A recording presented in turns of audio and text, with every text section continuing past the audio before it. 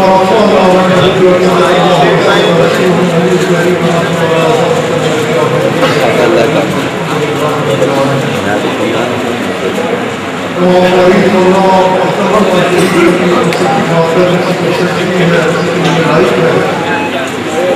جس کے سوا کوئی عبادت کے لائق نہیں، بڑا مہربان ہے، بہت کریم ہے، حد سے زیادہ نوازنے والا، کرم فرمانے والا، توبہ کو قبول فرمانے والا، گناہوں کو معاف فرمانے والا، درجات کا بلند فرمانے والا، بے پناہ بلند و بالا شان والا بادشاہ کہ جس کے فضل و کرم کی نہ تو انتہا تھی، نہ ہے اور نہ ہو سکتی ہے، جس کا فضل اس کے غضب کے اوپر حاوی ہے، جس کے کرم کے ساتھ سارے معاملات مشروط ہیں، کہ جسے وہ دینا چاہے کوئی روک نہیں سکتا اور جسے وہ روک دے کوئی دے نہیں سکتا. اور بے پناہ درود و سلام ہمارے آقا مولا ہماری جان کے بادشاہ حاضر و ناظر مختار کل اللہ کریم کے حبیب صلی اللہ علیہ وآلہ وسلم کی ذات اعلیٰ کے اوپر، جن کے مقام کو، جن کی شان کو، جن کی حقیقت کو آپ کے رب کے علاوہ کوئی اور جانتا نہیں، جن کو درود و سلام بھیجتا ہے تو اللہ کریم، جن کی آنے والی نام کو کم نام سے بلند تر فرما رہا ہے تو اللہ کریم، جن کے چہرے مبارک کو ہر وقت حضرت ہر آن اپنی نگاہوں کا مرد اور برکت بنا کے رکھے ہوئے ہیں تو اللہ کریم، جن کے ذکر پاک کو خالصتاً آپ ہی کی خاطر بلند فرمانے کا اعلان فرمائے تو اللہ کریم، جن کی اطاعت کو اپنی اطاعت قرار دے تو اللہ کریم، اور جن کی اتباع کو اپنی عبادت، اپنی بندگی قرار دے تو اللہ کریم. اور اس دعا کے ساتھ اللہ تعالیٰ ہم سب کو اپنے حبیب علیہ السلام کی ایسی کامل اتباع نصیب فرمائے کہ جو ذریعہ بن جائے ہم سب کے لیے اپنے آقا علیہ السلام کی خوشنودی کو پاتے ہوئے اپنے رب کی رضا کو حاصل کرنے کا. یہ کامیاب وہی ہے، خدا اسی نے پائی کہ جس نے اپنی زندگی کو رسول کریم شہنشاہ العالم صلی اللہ علیہ وآلہ وسلم کے احکامات و فرمودات کے تابع بسر کیا. اس کے کرم سے، اس کے فضل کے ساتھ اس وقت اس خوبصورت ماہ مبارک میں، اس خوبصورت محفل میلاد پاک میں جو اس ہمارے دوست نے مان رکھی تھی اپنے آقا علیہ السلام کی محبت میں ڈوب کر کہ میرے بادشاہ مجھے بیٹے سے نوازیں، میں اپنے آقا علیہ السلام کا میلاد پاک مناؤں. اور مختصر سے وقت میں اسے تو بڑی خوبصورت محفل نعت چل رہی تھی، جو یہی تھا کسی نعت پہ ہی دعا کے لیے عادت حاضر. ابھی حسان صاحب بھی اسی حوالے سے ہی نعت پاک بھی پڑھ رہے تھے کہ جیسے انہوں نے سجائی، جیسے میرا آپ کا ہم سب کا عقیدہ ہے کہ ہماری کوئی ضرورت ہے، ہماری کوئی احتیاط ہے، ہم اپنے آقا علیہ السلام کے اعلیٰ اور ارفع دربار پاک میں ہاتھ پھیلاتے ہیں، ادھر سے ہمیں سب کچھ ملتا ہے. دربار رسالت معاف صلی اللہ علیہ وآلہ وسلم آقا علیہ السلام، آپ کا خوبصورت دربار لگا ہوا ہے دوستوں، لگا ہوا ہے. اور آقا علیہ السلام کے خوبصورت دربار سے لوگ خیرات پاتے ہیں. آقا علیہ السلام کا وسیلہ پیش کر کے آقا علیہ السلام کے خوبصورت دربار پاک میں خود بھی آ جیسے کہ بے شمار حدیثیں پاک ہیں کہ رسول کریم شہنشاہ العالم صلی اللہ علیہ وآلہ وسلم آپ علیہ السلام شانوں کے ساتھ رونق افروز ایک خاتون دربار اعلیٰ میں حاضر ہوتی ہے، ہاتھوں میں بچہ ہے، عرض کرتی ہے کہ یا رسول اللہ صلی اللہ علیہ وآلہ وسلم، میرا باپ اور ماں پھر قربان، مجھے اللہ کریم نے یہ بچہ دیا ہے لیکن اس کا حال یہ ہے کہ یہ بادل ذات نابینا ہے، دیکھ نہیں سکتا. یا رسول اللہ صلی اللہ علیہ وآلہ وسلم کرم فرمائیے. حدیث کے کیا الفاظ ہے؟ یا رسول اللہ صلی اللہ علیہ وآلہ وسلم کرم فرمائیے، مجھے اس نے یہ بیٹا دیا، یہ مادر ذات نابینا ہے، دیکھ نہیں سکتا. یا رسول اللہ صلی اللہ علیہ وآلہ وسلم کرم فرمائیے، اسے روشنی عطا فرما دیجیے، اس کی آنکھیں ٹھیک فرما دیجیے. حدیث مبارکہ میں آتا ہے کہ رسول کریم شہنشاہ کل عالم صلی اللہ علیہ وآلہ وسلم اپنے دونوں انگلیوں مبارکہ سے لیتے ہیں اور اس کی آنکھوں کے اوپر ایسے پھیرتے ہیں. آقا علیہ السلام نے اپنے انگلیوں مبارک اس بچے کی آنکھوں کے اوپر ایسے پھیرے. ادھر رسول اللہ صلی اللہ علیہ وآلہ وسلم کے انگوٹھے مبارک اس کی آنکھوں کے اوپر سے پھیرے، ادھر اس نے آنکھیں کھول ڈالی، اس نے دیکھنا شروع کر دیا.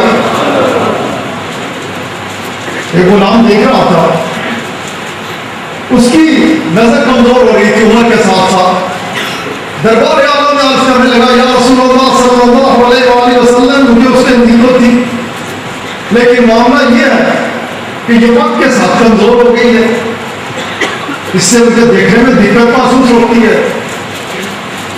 رسول کریم شہنشاہ کل عالم صلی اللہ علیہ وآلہ وسلم جہاں آپ نے اپنے دربار کو اپنے انگوٹھے مبارک سے عطا فرمائی، وہاں قیامت تک کے لیے بھی روشنی دے دی. آپ نے اس کو اپنے غلام کے دل میں ڈالا کہ مانگے. آپ نے بولا کہ تو اپنے گھر چلا جائے. اپنے گھر میں پہنچنے کے بعد کمرے میں بیٹھ کر کمرے کا دروازہ بند کر لے، پھر میرے رب کے آگے اس طرح درخواست کر، کیا ہے میرے رب، میری آنکھیں کمزور ہو گئی، اپنے حبیب علیہ السلام کے صدقے میری آنکھوں کی روشنی بحال فرما دے. یہ اپنے گھر میں انہوں نے اسی طرح سے عرض کی، اپنے رب کے آگے ادھر عرض کی، ادھر ان کی آنکھیں بالکل ٹھیک ہو گئی. چلو اس طرح آپ نے یہ میں بات کر رہا ہوں کہ آقا علیہ السلام کے دربار پاک سے مانگا کرتے تھے. اسی آنکھوں کے حوالے سے چلے.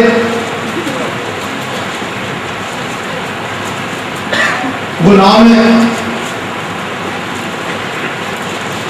غزوے میں شریک ہے، تیر آ کے لگتا ہے، آنکھ نکلتی ہے اور باہر آ گئی ہے.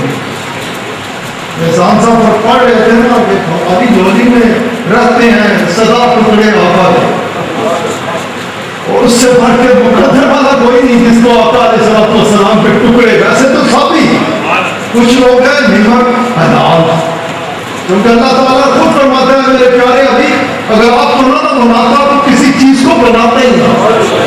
جو کچھ بنایا آپ کی خاطر بنایا، انسان بنائے آپ کے صدقے آپ کی خاطر، رزق بنایا آپ کے صدقے آپ کی خاطر، جو کچھ بنایا یہ ہمارے اوپر اللہ کریم کا کرم ہے، فضل ہے، احسان ہے کہ ہم کھاتے بھی ہیں اور شکر بجا بھی لاتے ہیں اور عرض بھی کرتے ہیں کہ ہم اپنے آقا کا کھاتے ہیں. آقا خود فرماتے ہیں اللہ وہ دیوانہ خاص ہے، خزانے اس کے ملکیت میری ہے، بادشاہ اس کی حاکمیت میری ہے، دیتا وہ ہے دلاتا میں. السلام کا سب کچھ ہے. میں جو بات کر رہا تھا آقا علیہ ہمیں اپنے آقا علیہ السلام کے گن ایسے ہی کھانے چاہیے. کسی جگہ انہیں نہ سکتا کر دوستا آقا علیہ السلام نے جدھر ذکر کر خوب کرنے میں نہ کر کے سارے آقا کھلانے ہیں، سارے آقا دینے ہیں، سارے آقا پردے ہیں. خیر میں جو بات کر رہا تھا کہ آقا علیہ السلام کے ساتھ غلام ہے، تیر لگا آنکھ بھر گئی. اب غلاموں سے بڑھ کر سیکھنے والا سیکھا ہوا کوئی نہیں، غلاموں سے بڑھ کر توحید پرست ہے کوئی نہیں، غلاموں سے بڑھ کر حقیقت آشنا کوئی اور ہو نہیں سکتا، کیونکہ یہ صحابی ہے. رسول اللہ صلی اللہ علیہ وآلہ وسلم کے آنکھ نکلی، اٹھا لی. قدرتی تیر بھی ایسا لگا کہ تم نے تو اپنا ڈیلا جب ہے نا پہننے کا ڈبا آ رہا ہے چکیا. اٹھانے کے بعد چل پڑے. مکہ میں جہاد کی خاطر نکلے ہیں، اپنے آقا علیہ الصلوۃ والسلام کے ساتھ نکلے ہیں، تربیت کرنا چاہتے ہیں، بتانا چاہتے ہیں جب کبھی معاملہ ہو تو معاملہ کہاں سے ہے، کس دربار میں پیش ہونا ہے۔ انہوں نے نہیں کہا کیا یہ کہ آپ اٹھائی اور رب تعالیٰ کے آگے کی ہو، کیا میرے کریم رب تیرے خاطر لڑ رہا ہوں، تیری خاطر نکلا ہوا ہوں، غزوے میں ہوں، کرم فرما مجھے یہ آپ چاہیے نہیں۔ آپ اٹھائی اور پیش ہو کے دربار رسالت وہاب صلی اللہ علیہ وسلم، یا رسول اللہ صلی اللہ علیہ وآلہ وسلم، میرا باپ اور ماں پہ قربان، یہ آپ تیر لگا یہ نکل گئی۔ اب جب میں کفار کے ساتھ مقابلے میں کر رہا ہوں تو دقت پیش آ رہی ہے، ایک طرف سے دیکھ پاتا ہوں ادھر سے نظر نہیں آتا، کرم فرمائیے نا، یہاں بتا فرمائیے اللہ اللہ سبحان اللہ۔ حضرت قتادہ رضی اللہ تعالیٰ عنہ ہے، دربار رسالت وہاب صلی اللہ علیہ وآلہ وسلم ہے، آپ اٹھائی ہوئی پیش کر رہے ہیں اور عرض کر رہے ہیں یا رسول اللہ کرم فرمائیے نا یہ مجھے واپس چاہیے۔ رسول کریم شہنشاہ کلام صلی اللہ علیہ وآلہ وسلم کائنات کے بادشاہ، آپ نے فرمایا کہ ہاں میرے غلام کیا خیال ہے اگر یہ آنکھ میں تجھے ادھر دوں؟ آقا علیہ الصلوۃ والسلام نے جب یہ فرمایا تو انہوں نے آنکھ کو اٹھا کے پرے پھینک دیا، انہوں نے آنکھ کو اٹھا کے پرے پھینک دیا۔ کوئی کسی وقت روایات پر مت جایا کریں، غلام یہ جن کو کہ میں آپ سے گفتگو کر رہا ہوں ان کو اصحابہ کرام رضوان اللہ تعالی علیہم اجمعین کے نام سے یاد کیا جاتا اور ان کی ایک ہی منشا آقا راضی ہو جائے، بادشاہ کی رضا کے علاوہ کوئی بات ان کی زبان پہ کوئی اور نہ آئی نہ آ سکتی تھی۔ یہ چاہتے یہ تھے کہ بادشاہ آپ کی خوش ہوتی، آپ کی رضا۔ عرض کرنے لگے یا رسول اللہ صلی اللہ علیہ وآلہ وسلم اگر آپ اس میں راضی ہیں تو مجھے آپ کو نہیں چاہیے، آپ اگر ادھر لینا چاہتے ہیں تو بس میں تو حاضر ہوا تھا۔ آپ ان کا حال جانتے ہیں، آپ کے آگے عرض بھی اس لیے کی کہ آپ کے آگے پیش کر دوں، جن کا معاملہ آپ سے تو کچھ چھپا ہوا نہیں، صرف کفار سے صحیح میں مقابلہ کرنا چاہتا تھا۔ اگر آپ وہاں دینا چاہتے ہیں تو مجھے نہیں ضرورت اس کی ہے کہ رسول اللہ صلی اللہ علیہ وآلہ وسلم آقا علیہ الصلوۃ والسلام خود تشریف لے جاتے ہیں آپ کے پاس، آقا صلی اللہ علیہ وآلہ وسلم خود بڑھتے ہیں، اس میں پھینک دی، آقا علیہ الصلوۃ والسلام خود بڑھے۔ یہ میں نے جو آقا کے آگے حالانکہ خود آقا علیہ الصلوۃ والسلام بڑھے اور آپ نے اٹھائی، یہ اس لیے بار بار کہا کہ آقا علیہ الصلوۃ والسلام کو بڑھ کے اٹھانے کی ضرورت نہیں ہے۔ آقا علیہ الصلوۃ والسلام کو اشارہ فرمائے نا تو سورج باہر آتا ہے، چاند دو ٹکڑے ہوتا ہے، آقا علیہ الصلوۃ والسلام کے اشاروں پہ کائنات کا نظام چلتا تھا، چلتا ہے اور چلتا رہے گا۔ آقا علیہ الصلوۃ والسلام اشارہ فرماتے ہیں آنکھ جاتی، آقا علیہ الصلوۃ والسلام کیا محبت فرماتے ہیں اپنے غلاموں سے، یہ آقا علیہ الصلوۃ والسلام دکھا رہے ہیں۔ آقا علیہ الصلوۃ والسلام نے بڑے آنکھ اٹھائی، اپنے دست ہاتھ سے اسے ایسے صاف کیا، غلام کو طلب فرمایا نزدیک آ، اپنے دست ہاتھ سے آنکھ نکال دی اور آقا علیہ الصلوۃ والسلام نے پتہ کیا فرمایا؟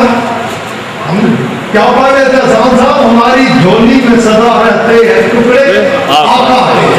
آقا علیہ الصلوۃ والسلام نے فرمایا کہ اے میرے غلام جو میں نے تجھے کہا نا وہاں دوں پر تو اس پہ راضی ہو گیا تو سن، یہ نہیں کہ وہاں میں یہاں بھی دوں گا اور تجھے وہاں بھی دوں گا، نہ یہاں تو اس دربار میں خالی رہے گا نہ وہاں اس دربار میں خالی رہے گا، ادھر بھی میں ہی تجھے دوں گا۔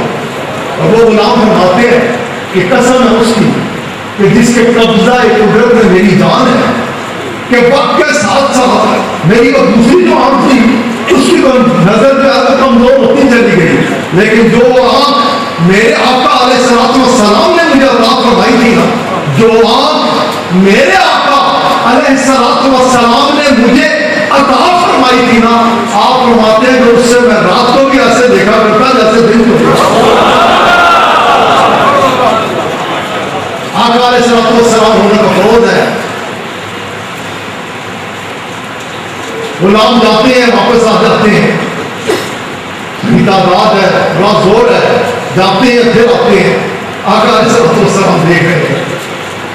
پھر ایک دن رسول کریم شہنشاہ عالم صلی اللہ علیہ وآلہ وسلم جب آپ نے پسند فرمایا قلعے کو فتح فرمانا، تو آپ علیہ السلام نے پہلے ہی فرمایا اب میں جھنڈا اسے دے کے بھیجوں گا جس کے لیے یہ کوئی کام ہی نہیں ہوا، وہ 1 سیکنڈ میں فتح کر دے گا۔ پہلے ہی فرمایا، آقا ایسے ہی فرماتے ہیں، پہلے ہی فرماتے ہیں۔ آقا یقین ہو تو پھر پختہ یقین کے ساتھ آقا کے دربار میں جھولی پھیلاتا ہے، بندہ پختہ یقین ہوتا ہے آپ دیتے ہیں اور آپ دیتے ہیں۔ آقا علیہ السلام آپ نے پہلے ہی فرمایا کہ اسے دوسرا جھنڈا، اب ہر ایک کا یہ خیال تھا کہ مجھے اس دن رسول کریم شہنشاہ عالم صلی اللہ علیہ وآلہ وسلم آپ علیہ السلام نے حضرت علی کرم اللہ تعالی وجہ کو طلب فرمایا۔ آپ پیش ہوتی ہے، حال کیا ہے کہ آنکھیں دکھ رہی ہیں اور ایسی دکھن پہ آئی ہے کہ جیسے آپ کو دیکھتے ہیں کہ دکھتی ہیں تو تقریباً بند ہوئی ہیں۔ رسول کریم شہنشاہ عالم صلی اللہ علیہ وآلہ وسلم آپ علیہ السلام نے طلب فرمایا اور آپ علیہ السلام نے فرمایا کہ سنو آپ نے جانا ہے، اور رسول اللہ صلی اللہ علیہ وآلہ وسلم کے دربار پاک کی خیرات کس انداز سے بڑھتی ہے۔ آقا علیہ السلام نے اپنا آب دہن مبارک لیا، لے کر حضرت علی کرم اللہ تعالیٰ وجہ کی آنکھوں پہ پھیرا ایسے۔ حضرت علی کرم اللہ تعالیٰ وجہ فرماتے ہیں اس کے بعد ایک تو میری آنکھیں کبھی دکھی نہیں۔ مجھے اپنے شاید یاد ہے کہ اللہ علم راسانی رحمت اللہ علیہ آپ فرماتے ہیں کہ مجھے یہ منظر آپ کو دوبار ہر وقت آپ کے دل و دماغ میں آقا علیہ السلام کا دربار باقی رہتا۔ آپ فرماتے ہیں کہ میری آنکھیں ایک بار دکھ پڑی، مدینہ منورہ تھا۔ آپ فرماتے ہیں میں قدمین شریفین میں گیا، آپ فرماتے ہیں میں نے جانی مبارک کے ساتھ ایسے اور ایسے آپ فرماتے ہیں قسم ہے اس کی کہ جس کے قبضہ قدرت میں میری جان ہے، جانی مبارک کے ساتھ میری آنکھیں لگی، ایسی ٹھنڈک پہنچی کہ وہ دن اور پھر کبھی میری آنکھیں دکھی۔ اپنے شاہ کے حوالے سے یہ اور بات کرتا ہوں، میں واپس میں جاتا ہوں کہ کچھ عرصہ پیشتر ملاتا جاؤں گا کہ یہ نہیں کہ وہ آقا تو دیتے تھے، آقا کا دربار لگا ہوا ہے، بے پناہ خانوں کے ساتھ لگا ہوا ہے، جو جا کے جو مانگتا ہے سو پاتا ہے۔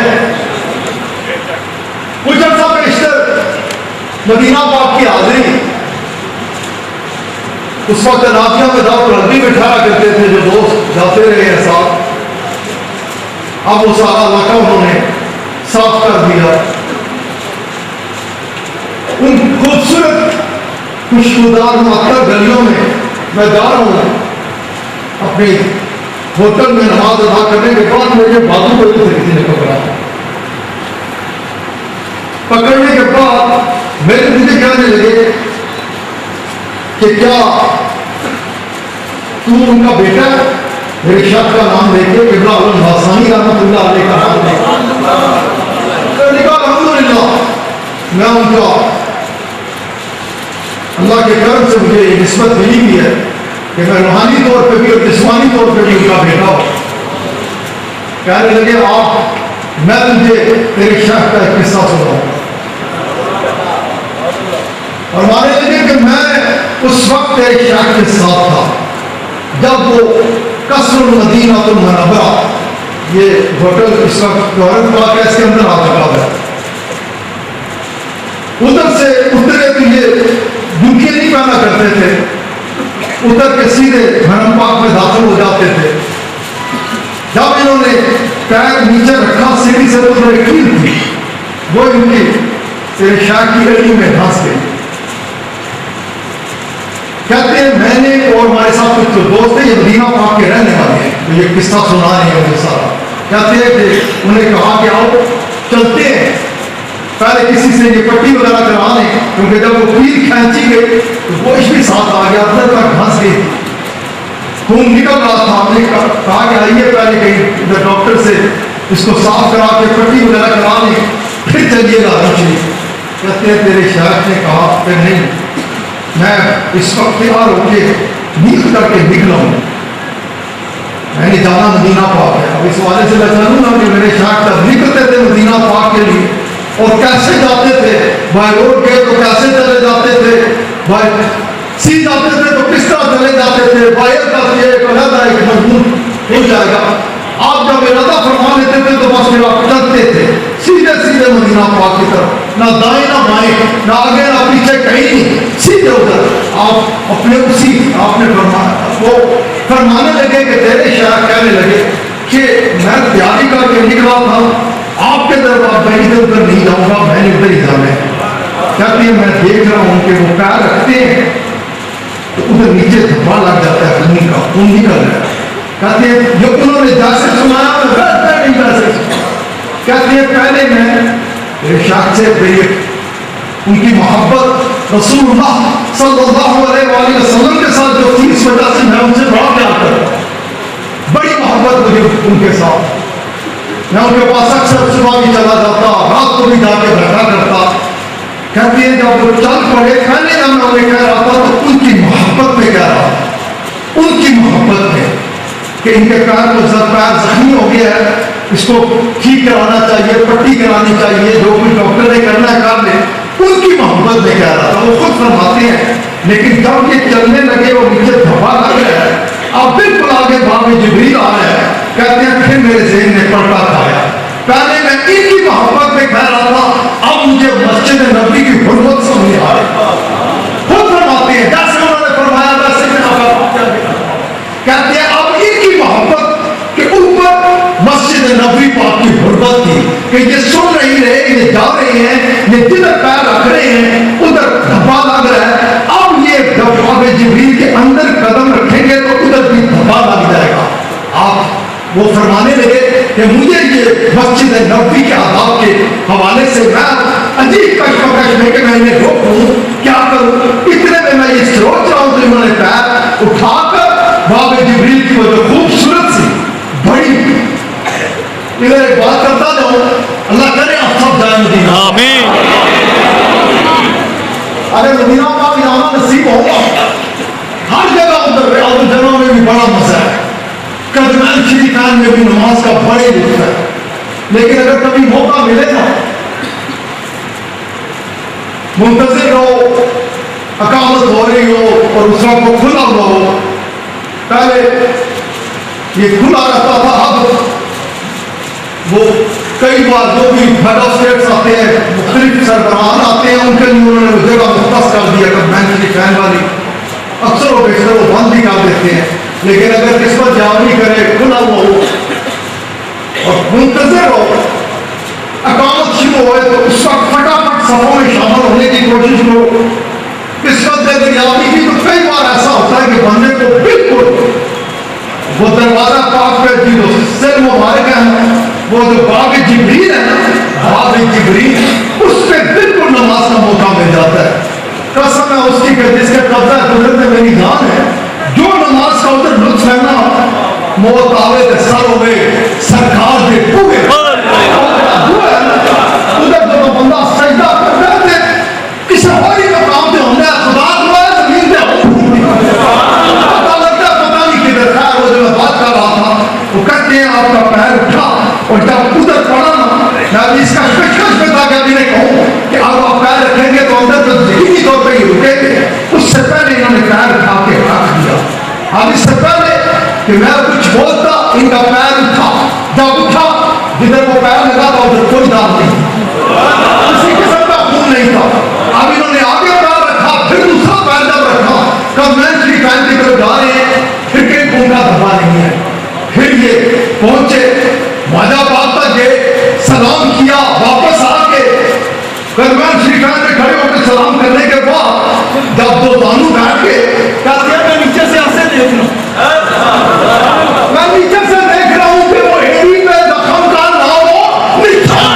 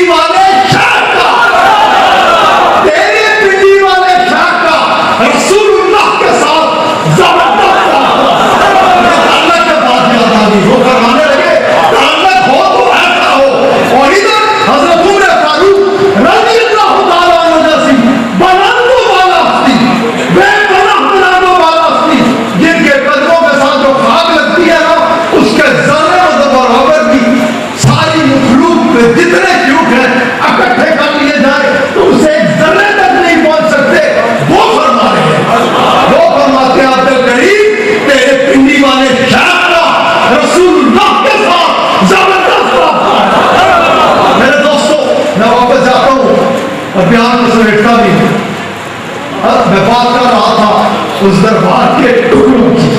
حضرت نبی کرم اللہ تعالیٰ جو فرماتے ہیں کہ جب میرے بادشاہ نے اپنا لعاب دہن مبارک میری آنکھوں پہ پھیرا, آپ فرماتے ہیں میری آنکھوں کے آگے سے پھر سارے کر دیا.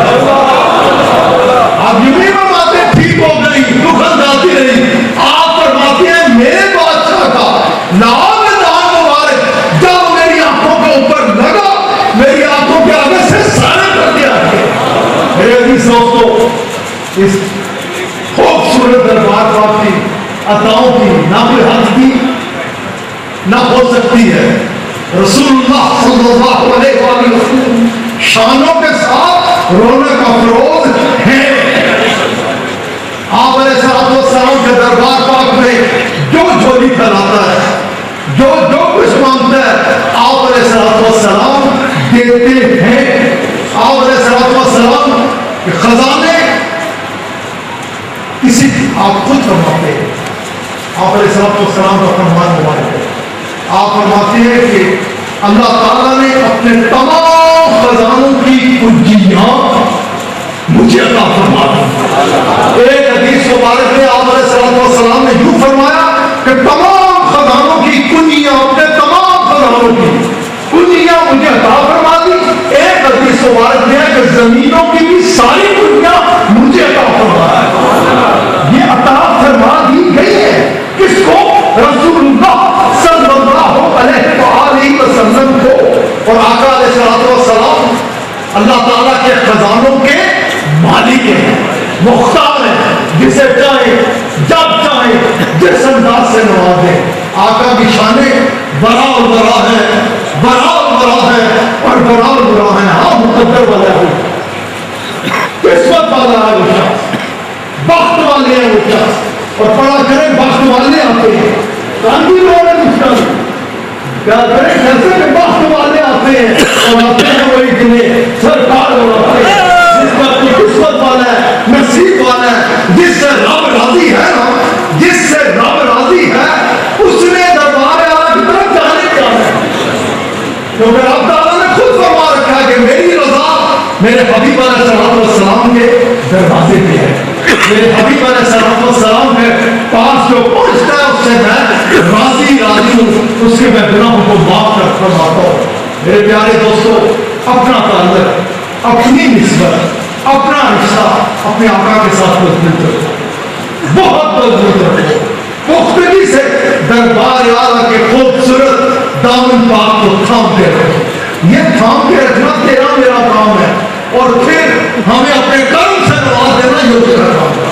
اللہ تعالیٰ اپنے فضل و کرم کے ساتھ